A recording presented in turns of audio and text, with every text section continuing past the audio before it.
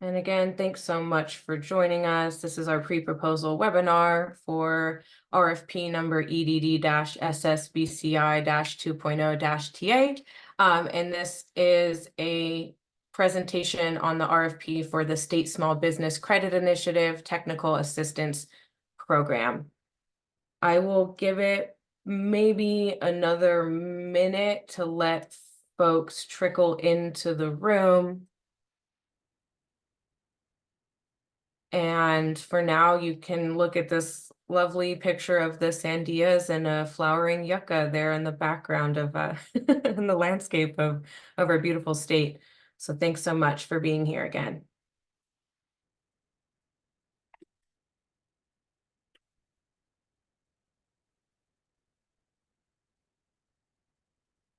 I would have played background music, but there was too many technical things to try to remember to introduce you all with some music to this RFP. So we're going to keep it going.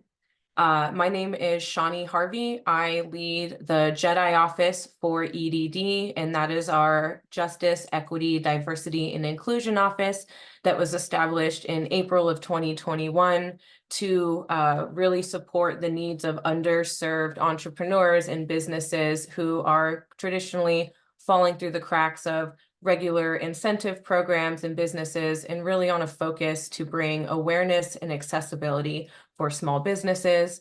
So that's the work that we do here in the JEDI office. So it was a really great fit for the State Small Business Credit Initiative program when this technical assistance opportunity came up, because as we saw through the pandemic and just through historical occurrences and trends, small businesses that make up, probably over 90% of the businesses within not only the state, but also throughout the country, often lack the needed technical assistance skills in specific areas when it comes to applying to federal grant programs and working with federal government. So we're hopeful that this program and other initiatives coming out of our office in this RFP will help to broaden and further connect the entrepreneurial ecosystem throughout our state, and also bring needed technical assistance in very specific areas to our small businesses. So without further ado, again, my name is Shawnee Harvey. I am here. I lead the JEDI office here in EDD, and I will turn it over to Rita to give her introduction, and we'll go ahead and get started. Yeah, thank you, Shawnee. Welcome, everyone. My name is Rita Karina Veleta, and I work alongside Shawnee in the JEDI office, also as a JEDI coordinator. Awesome. Thank you, Rita. Appreciate it. Let's see, 12:34, and we're recording, so I think we can go ahead and get started. Again, thank you for everyone who was able to attend.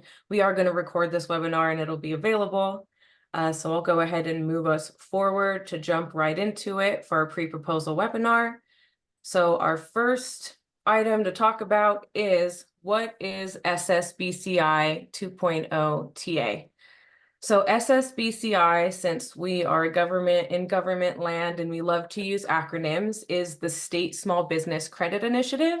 And the 2.0 refers to the second iteration of this program that has come from the US Treasury. And this particular program is the Technical Assistance Program.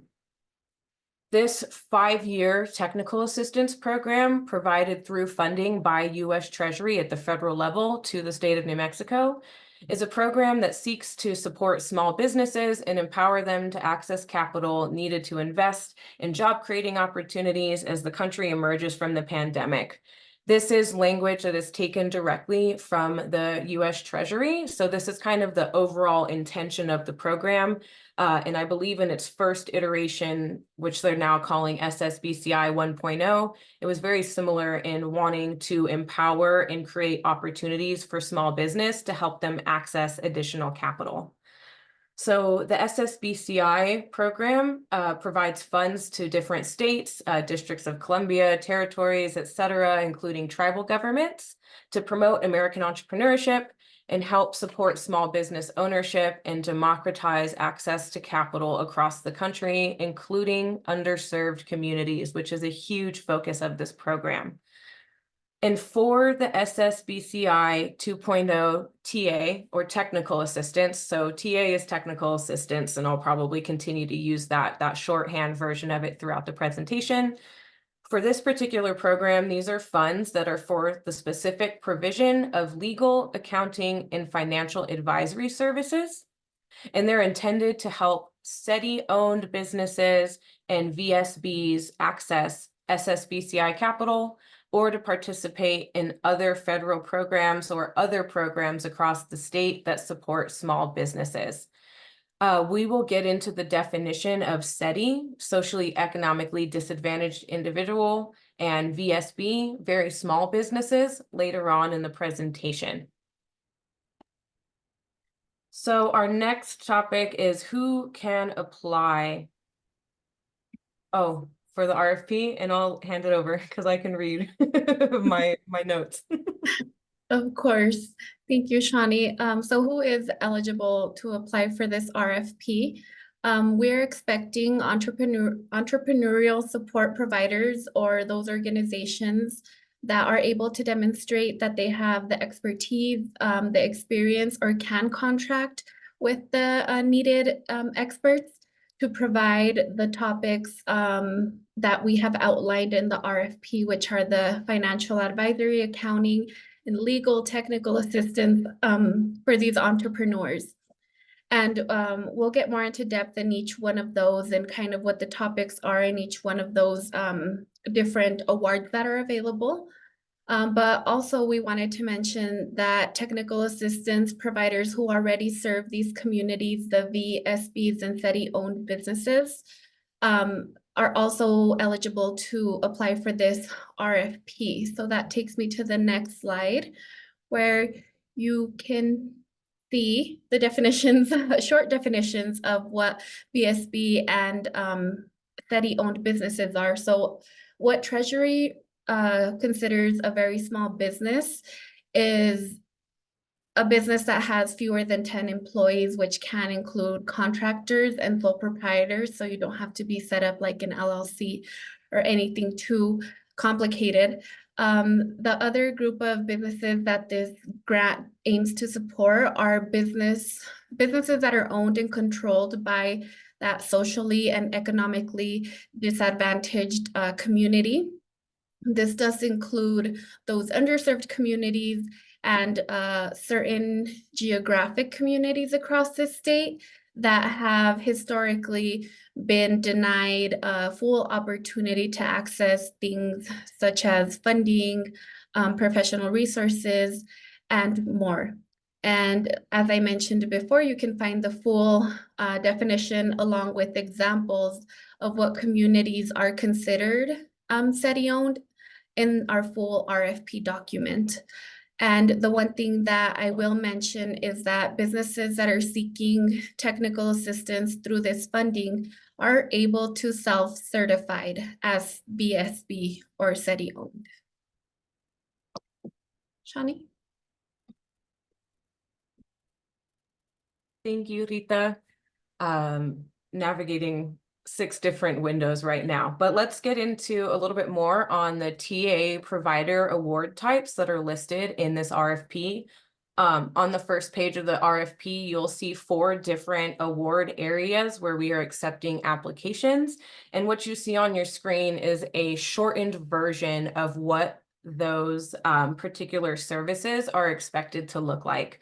So there is one award category for financial advisory services that includes things like establishing financial lender relationships, helping with financial analysis and applications that require financial components, and also identifying different sources of capital. Again, this is a shorthand list of what is in the full RFP. So you are going to hear me say that probably another 4 times, but this is a shorthand list of what kind of topics we are looking and asking to be covered through each of these awards. That second assistance type is going to be the legal advisory services. So that's things like assisting with formation or adopting corporate governance documents, things around obtaining registration, licenses, permitting, certifications, and filing, and also advising and preparing documents for businesses to enter into contracts. And for the two other awards, we also have a section that is for accounting advisory services. So this is specific around audits, financial statements, and record keeping, as well as bookkeeping and software navigation for folks who might not have those kinds of systems in place for their businesses, digitizing financial records, and others that are mentioned in the full RFP. And our fourth award type that is unique in that it's not a direct ask of Treasury, but it's something that we have seen as a need within New Mexico, is around venture capital and emerging fund managers. And the way that this award really looks is that it includes all the types of specifications that are listed in the financial, legal, and accounting advisory services, but it's tailored to emerging fund managers, venture capital firms, as well as businesses who are interested in obtaining venture capital for their business. So this is looking at technical assistance directly for fund managers, but also potentially looking at technical assistance for companies and businesses that might be looking to scale or pitch and looking maybe for equity in their company and need some guidance on how to get started. And then in that emerging fund manager area, some of the considerations that fund managers need to have around their financial and legal requirements, as well as other details that are listed in that RFP. So we encourage you to take a look at that one. And we would like to highlight some of the program expectations that are significant. Each award type does require a minimum of 12 training sessions on the topics for the selected award type. So these sessions are to be completed within the contract time, which will be 12 months. And we do have a language requirement attached to each award, and we did this in efforts to promote language access and also to support those entrepreneurs in New Mexico where either Spanish or another language is their primary language. As a part of each one of these awards, we are requiring for instruction to be offered in full Spanish without the use of interpretation or translation, and that is mainly to help identify the professionals in our community that speak the language and can help and work with entrepreneurs that speak Spanish as their primary language. Also, part of the funds should be used to provide 12 hours of that one-to-one assistance per training session offered. So that would be totaling up to 144 hours of paid one-to-one assistance for entrepreneurs to have the opportunity to work with an expert in the topics outlined. Since we know that entrepreneurs don't always have that $350 an hour to work with a lawyer or with a CPA. By the end of the contract, we do expect for 80 eligible beneficiaries to be assisted per award.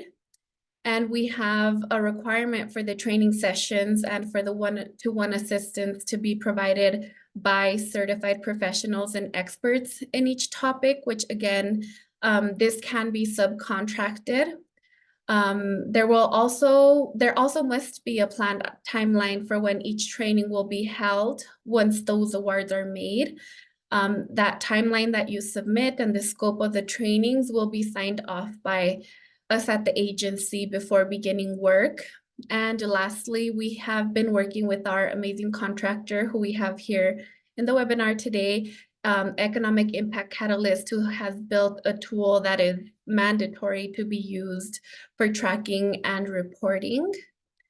And that takes me to the next slide where I'm just going to tell you a little bit about what this tool is, because EIC will train and work with each of the contractors that receive these awards to make sure that they have the tools and resources to use this tool for reporting overall. But the cool thing about this tool is that we do understand that TA providers already have their own CRM software that they use to report to other agencies or to other, like the federal government, SBA, etc. So if that is the case for your organization and you're awarded, just know that this tool does have the ability to export data in various forms, including the ones that are needed to upload reports to software like Center IC, Salesforce, and Excel and other softwares. And then now Shawnee's gonna get into the funding that is available. Thank you, Rita. All right, the golden question. How much is this gonna look like? What kind of funding's available? So the way that US Treasury has allocated SSBCI programs throughout the country is that we receive them in tranches. So I believe for this program, it is 3 separate tranches for the funding. So they've split the total allocation over a 3-year period. And the way that it works is as we expend these dollars and get them out to TA providers, we unlock the additional funding that comes to continue the program. So for the math that we've been doing, we have a ceiling of $117,273.00 per award category as our ceiling for each of the award types in this RFP. So each one is what we are looking at. So that's for each award, not for all 4, but you would basically look at that 117,273 times 4. For this entire RFP. And the price of these awards for individual awards can be amended for that equal value up to 2 additional years, including this year, if that work is performed satisfactorily at the end of the termination date of the contract. That's basically saying if all goes well and all the requirements are met, there is an opportunity that we can extend this contract for an additional 2 years for a total of 3 years. And that 117,273 is per year. So a little bit more on the funding. This is a sample cost breakdown, an example that we have included in the RFP in the appendices for you to see what we kind of envision for this award amount over a year. So there's a minimum of 12 mandatory training sessions in addition to one-on-one hours. So we have broken out that amount over a 12-month period, and then, for example, have allocated other funds around travel expenses, venue rentals, being able to offer that one-to-one assistance, as well as the funding that might be included for such a qualified professional to come in and teach these classes, trainings, workshops, etc. So this is only a sample breakdown. Please don't quote us on this. This is just for you all to understand where and how we are looking at this number and how we are looking at those requirements in terms of the number of trainings and language breakdown, etc.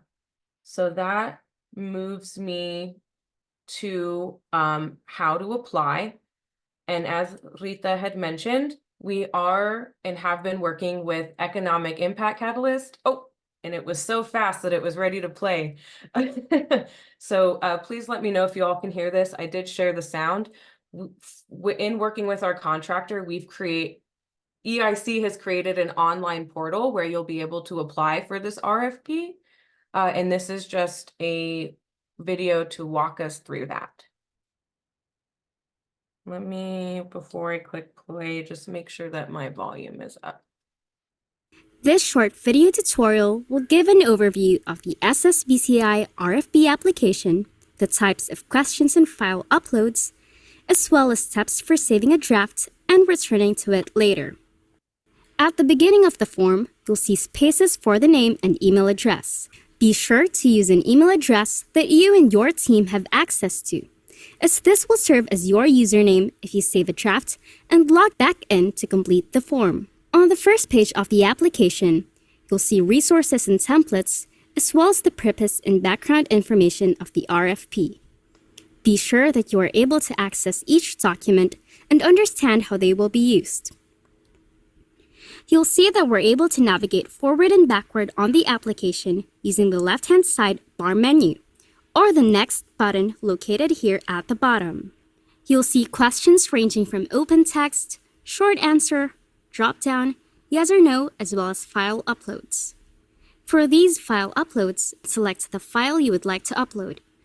Please note that this is limited to the file type that best applies to that type of question. Once you've uploaded all files and completed all questions, you will be asked to type your name, title, select the date, and sign as the final attestation that you are the authorized representative to submit the form. If you'd like to save your progress and return to it, select Save Progress. Once you enter a draft name or description and click OK, you'll receive an email providing additional context, links, and your password to log in and access your draft. When you're ready to return to your draft, you would have received a confirmation email. This lets you know that your draft has been saved and gives you a link that you can use to log in. This will also provide you with a password that you can share with your team for future access. After entering your username and password on the login page, you'll be prompted to input a one-time verification code, which is also sent to your email. Once you've logged in, simply follow the on-screen prompt to access your SSBCI RFP application. Open your draft by selecting it from the Continue Your Survey box on the right-hand side of the screen, or by navigating to My Community, Surveys, and then Surveys I have started or completed. Click on the kebab or three-dot menu under the Action column, and then select Continue Survey. After completing everything you would like to complete for that session, at the bottom, select Save Draft, and you'll be able to return again at a later date.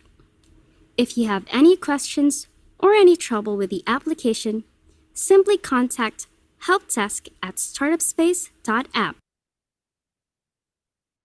So we are, and I'm still muted, we're really excited about this process of using an online portal. We're really hopeful that it will make the RFP process a little bit more straightforward and direct for offers who want to submit a proposal.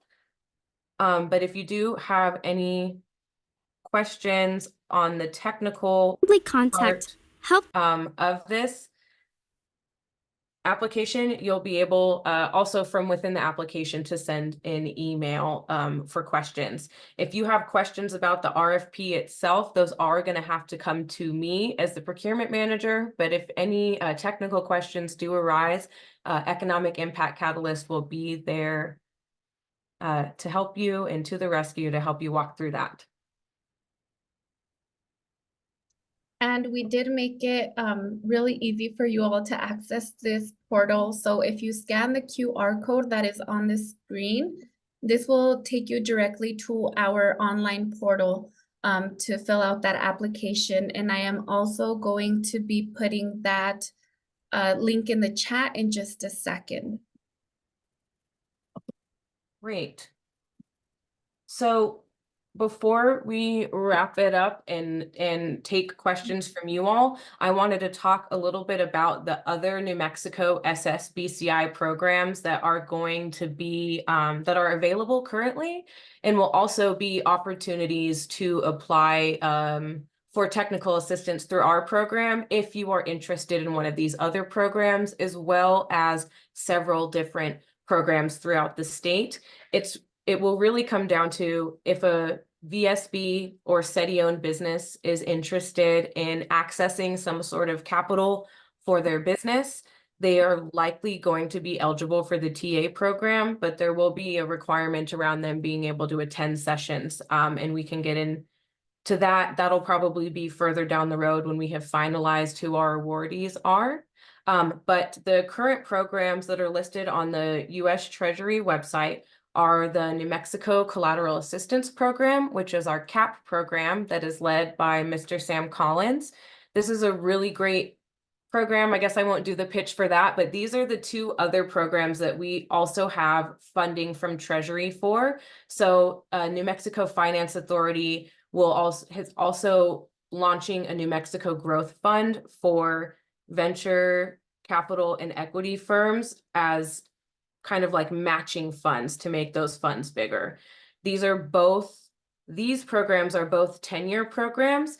And then soon, because this funding has come to the state and is official and we've signed a form and everything, soon when you navigate to the Treasury website, you'll also see the technical assistance program listed. But these are the other two SSBCI programs that EDD has been working on for the past few years, and it's been great to have the New Mexico Finance Authority step in to be able to administer the growth fund. And Sam leading our CAP program. It's a really great program if business owners are looking for a loan and there's a collateral shortfall. This is a really great opportunity for local and smaller lending institutions to be able to still grant those loans through that program. If you have questions on any of those programs, you're free to email me. But for the purpose of today, we're really focused on TA.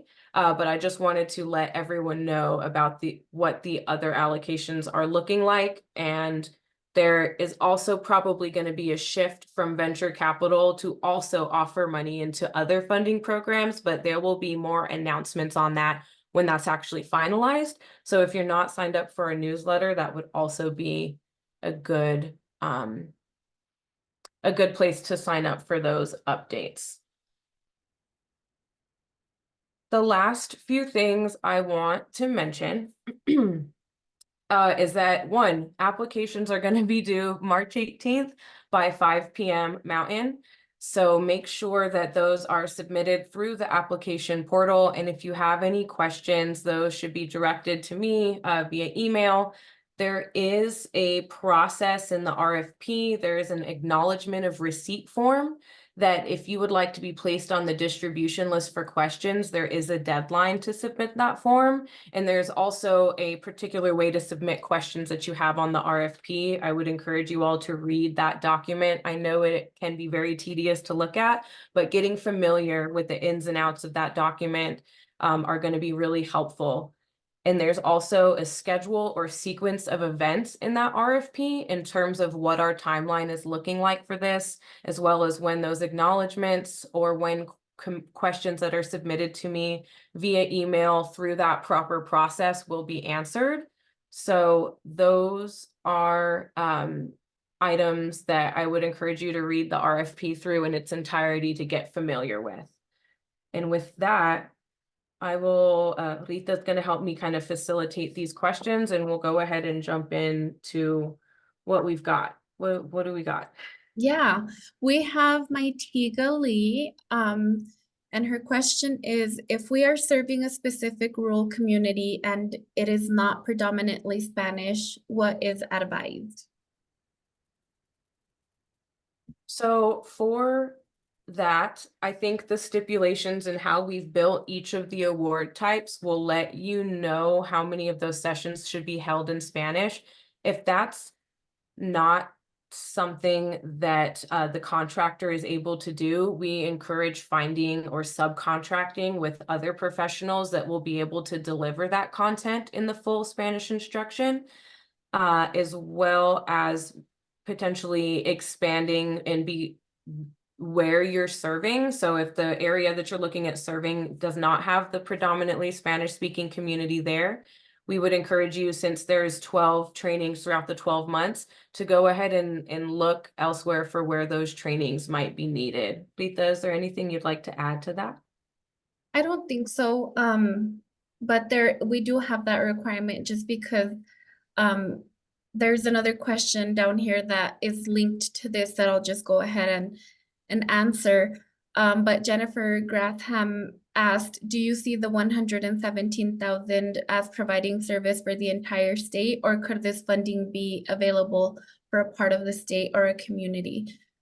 We don't expect you all to cover the entire state through 12 trainings, but we do want to see applications that are taking into consideration not just one community, but more the communities in an area that makes sense to where they're at geographically.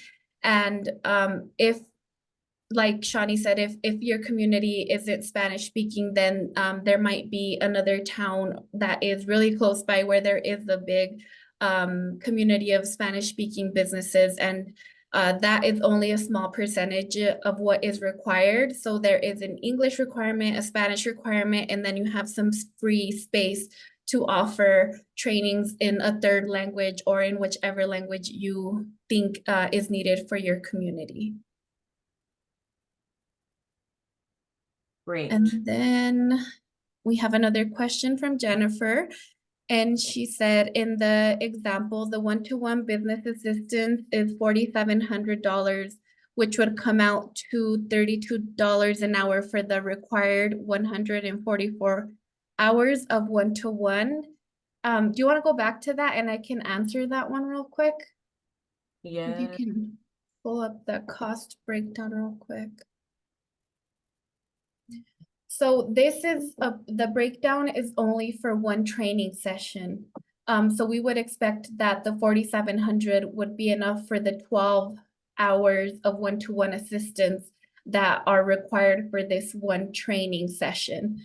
But you don't have to make that 4,700 run through the whole 12 training sessions. No, that's only for 12 one-to-one business hours. If this makes sense, this is a breakdown of what one session could look like.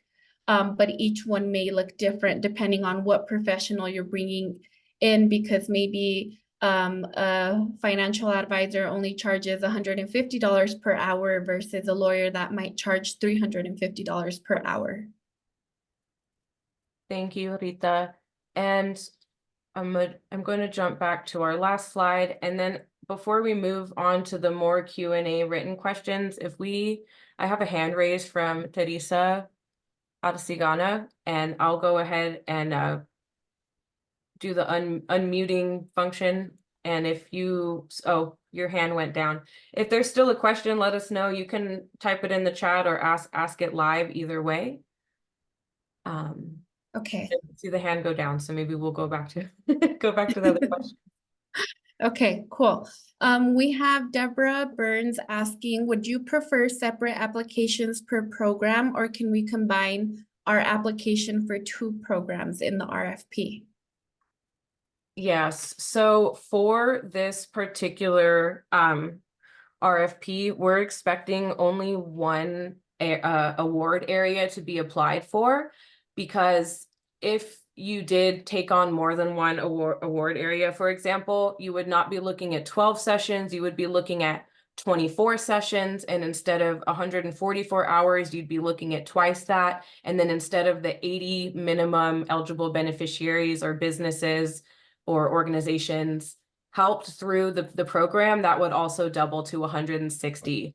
So in order to make sure that capacity and limits aren't entirely stretched, we are only accepting for one award area.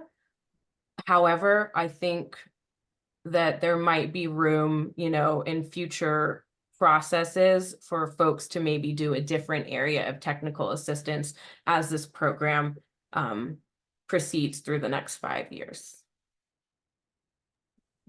Cool, thank you. We just had a hand go up. Would we, Jennifer, would you, so it's not just our voices. Jennifer, Yeah. go for it. Can you hear me okay? Yes. So I am very aware of being in the southeastern part of the state that sometimes training doesn't trickle down here easily. And so if there were someone, so I guess I want to get in my head, if there were a group, say in Roswell, that did the legal thing, and they part and they were really going towards covering the southeastern portion of the state, is there only one award, or could you do 4 of these awards at 117,000 a pop to cover the different parts of the state? So for this RFP, there is one award in each area that we specified. However, for the future tranches and allocations, it's something that we can take into consideration, but for the purposes of this particular RFP, it'll be one award per topic area. Okay.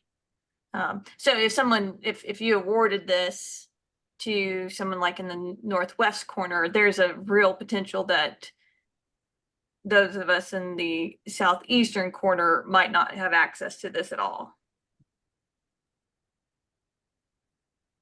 I think so. We don't so back to kind of another question that was asked previously, and is this expected to be held statewide? It's not a requirement, but it is kind of seen as what we can do because this is a statewide program. We would hope that for the trainings that they wouldn't necessarily be only focused in one corner. And as part of the mandatory specification, there is some asks around experience in working with these populations and kind of like cultural competency. So I think that through the applications, it will kind of be reflected because we will be looking for, the biggest impact that we can make in our state. That makes sense. Thank you. And if I could just add on, in the cost sample breakdown, you can see that there is some funding in there that can be used for travel. So if you do have those experts, like you said in Roswell, and you're trying to get them to Hobbs, you can pay them for their travel expenses, for their time to prepare curriculum, and for their time giving the training or workshop. So that would be a way that you could make your application. Let it be known in your application that even though you are in the Roswell area applying for this, you want to make sure that professionals are going to be brought into these other communities with some of this funding. Perfect. Thank you. Of course. We have Larry Donahue here, and he asks, do the services require face-to-face settings, or can they be done remotely / over the internet? Sure. So back to kind of what I mentioned with our mandatory specification, of course, there is a need for, and we understand how wonderful it is to be able to have hybrid options and have virtual options. But because of the needs of VSBs and SETI businesses, especially when they're located in New Mexico, we know that in person and one-to-one time and being able to really sit down and have that physical that physical interaction with folks goes a long way. So we did not tie those requirements, but we'll be looking at applications that can take those kinds of needs and considerations into account. Yeah, and I think that also leaves some space for anyone who, let's say you give an in-person training in a city that's an hour away from you. Then when you come back to where you live, you can have those one-to-one sessions online with whoever that person is. So you don't necessarily have to do all the one-to-one in person either. There's just, I guess we left the opportunity for the applications to present what their ideas are when it comes to that.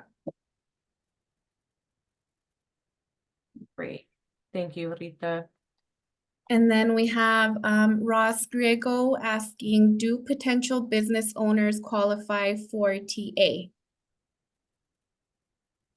So I believe that the way that this works as laid out by Treasury is that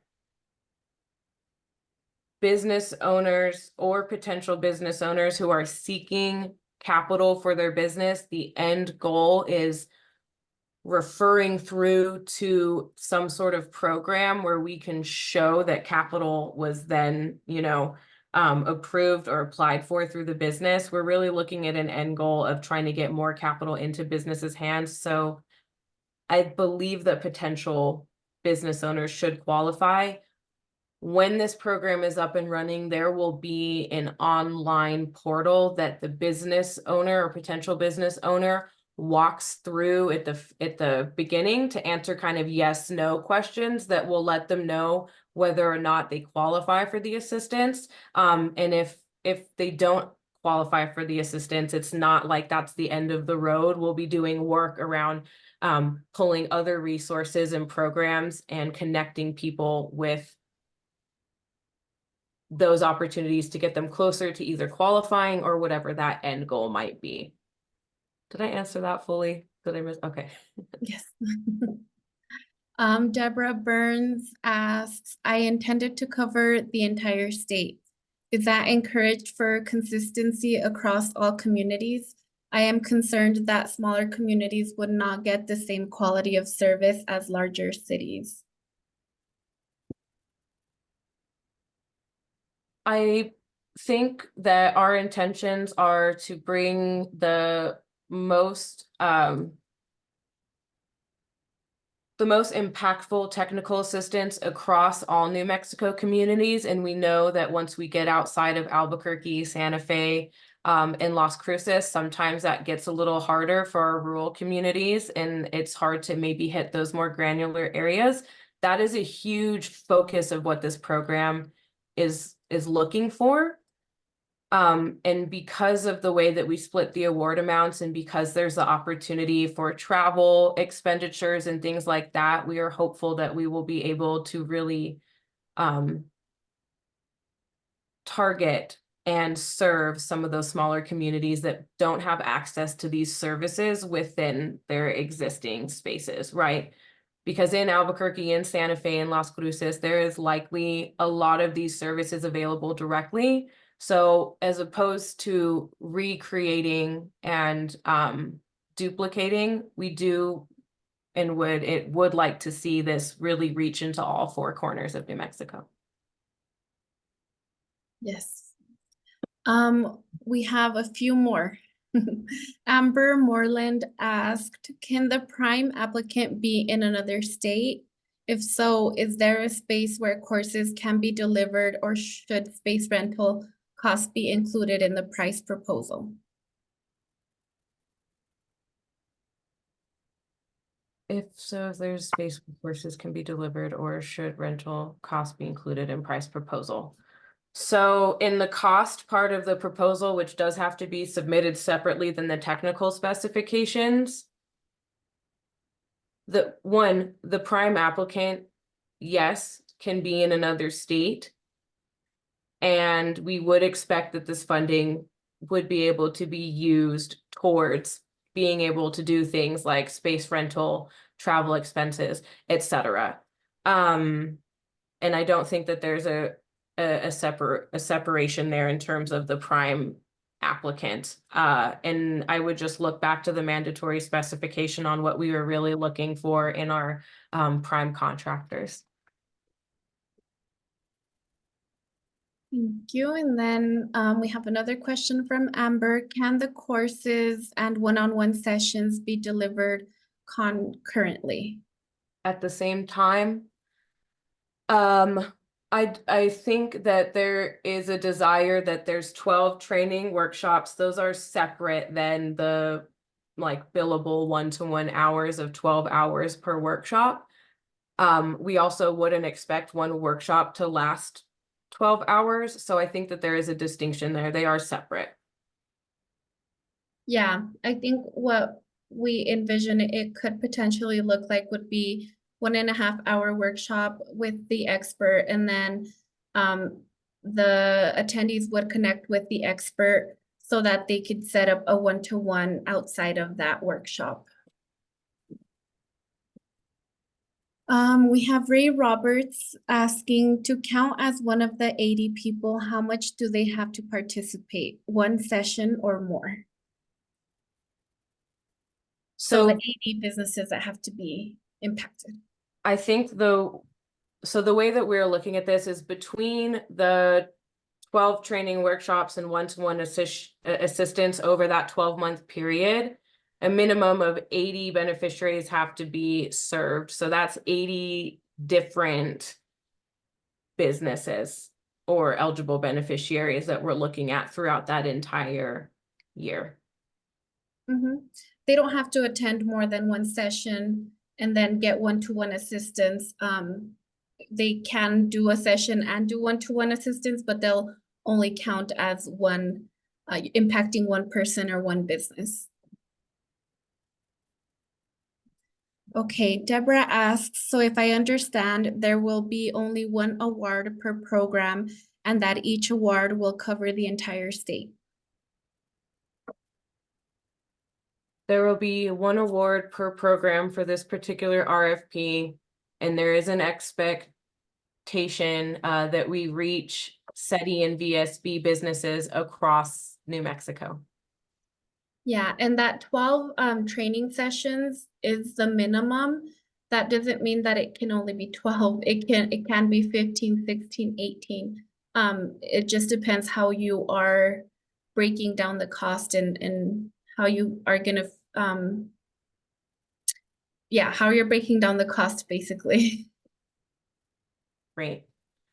From Amber, we have, do the 12 course sessions have to be on different topics, or could it be something like 3 repeating sessions or on 4 different topics? So that comes down to each scope in the RFP has the different kind of topics and expectations, including but not limited to that Treasury expects to be covered. So I think that the answer is yes. No, the answer is no. They don't have to necessarily be on all different topics, like 12 different topics. There can be repeats, but there is kind of guidelines around what those sessions or topics should cover. And it's kind of like, you know, maybe there's 6 different bullet points listed in the scope of we would expect these topics to be covered. It can be those, and they can repeat, or they can be all independent. And that's why on the timeline piece, when we do select our final awardees, there is an expectation that we'll go over that timeline or scope of classes with you all if we have questions. We have Jennifer. Her question is, it would be great if local experts, for example, lawyers, accountants, could be connected with the primary awardee to deliver these one-on-ones in small communities. These local experts probably don't know the awardee, especially if the prime applicant is based in a large city. That's a great point, Jennifer. And what we will do is, as a department, as you know, we move towards that process and do the final selection, we're able to likely do something through a newsletter or call for like technical assistance providers. And once those final awards are made, we might be able to do some sort of marketing effort or push where we try to reach into our communities across New Mexico to let those people know who the prime awardees are. That's a great point. We have Roz Griego said, my application is as an independent contractor. I read on the RFP, everyone must have a UEI number and registered in sam.gov. Is that correct? So only if you are selected and finalized as an awardee for this RFP, will we expect that to be done. We don't want to create more barriers or red tape or additional even expenses for independent contractors or for large organizations to go out and get these numbers if they're not selected. So that is only if awarded the RFP, you will then be expected to have a UEI number and be registered on SAMS.gov. Cool. Okay, Ray Roberts, how are topics of the session determined? Same for each one or different for each of the 12, which I think we answered before. And I think that's all. We have some thank yous. And I don't think we have any more hands raised. Well, then maybe we answered all the questions. No, I know we'll have some independent questions coming from you all. Again, thank you for your time this afternoon, for joining us. We really want this program to be rolled out. I don't know that we will either send the PowerPoint. We're going to make this, because it was recorded, this will go up live on our YouTube page after this. When the recording is finished, we'll go ahead and get it posted. And I think that that'll be the way that you'll have to access it, is through the recording. Maybe we can send it out. I'll double check and confirm. Again, I don't know that we would, I think that's something where maybe it would only be sent out to the folk anyway. So check out that sequence of events, get familiar with that acknowledgement of receipt form and kind of the due diligence process on how procurement and contracting is handled. We'll go ahead and get this recording uploaded as soon as we wrap and it's available. And on the call, I can tell you that we had 47 people register for this webinar before it happened today at 12:30. So I'll give you that tidbit. Not everyone that registered is, of course, on the webinar, because we know folks' schedules do shift. So without further ado, I'll go ahead and stop our recording, and thank you all. And again, questions, please read through that RFP and check out the sequence of events and acknowledgement of receipt form. And we are really looking forward to y'all's applications. Thank you.